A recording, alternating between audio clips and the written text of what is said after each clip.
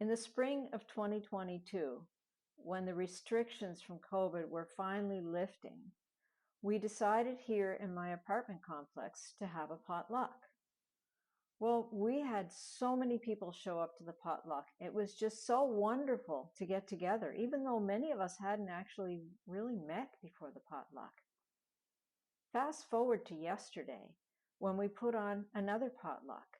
Now, granted, many of the people who were here at the original one and the ones that followed have moved out. There's a lot of turnover in apartment buildings. But yesterday, there were only 2 people at the potluck, myself and one other person. I had reached out to many people to say, "Are you coming? Are you coming?" And all responded saying things like, "I'm sorry, I have to work. I'm just too busy," or "I had already made other plans." And essentially, we know that if people really, really wanted to be there, they would have found a way to be there. And this is very alarming. We've had potlucks where there haven't been enough seats for the people who showed up.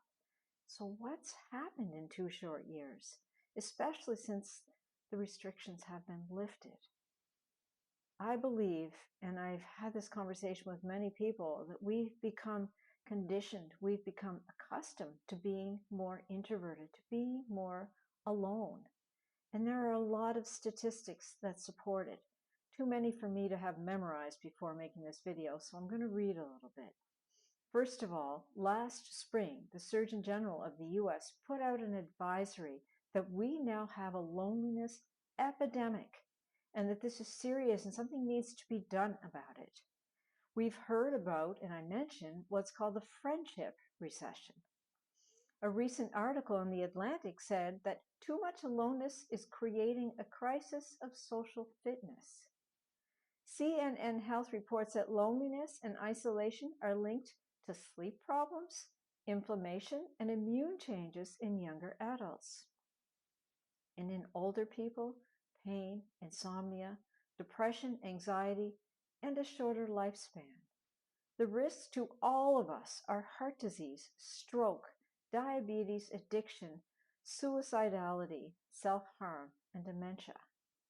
In short, and again quoting CNN Health, social connection is as essential to humanity as food, water, or shelter.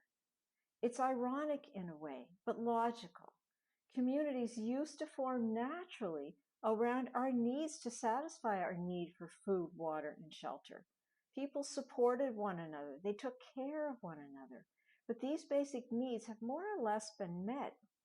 And what's left is our need for social connection, which is as strong as it ever was. And perhaps in the past, social connection was just a byproduct of people supporting one another. But how do we find it today? This is a huge question, and I don't have the answer. I have been trying to build community here since 2022 when things opened up. And it feels like I'm fighting an uphill battle. We need to do something about it. There's no question about it. But I don't have all the answers.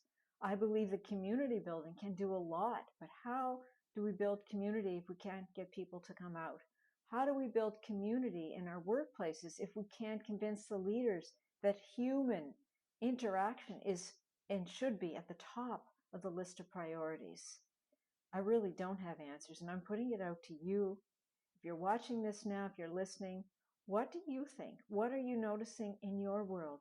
What do you see as solutions? Now, the Surgeon General said that we need to come together and build communities, and we need to strengthen our communities in our cities and towns. And I agree, of course, but I believe we need to be even more active than that.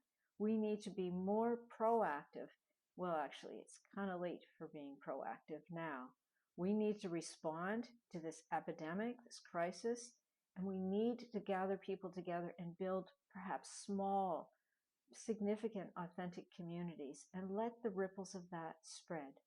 So please write in the comments or contact me and let me know what your thoughts are on this.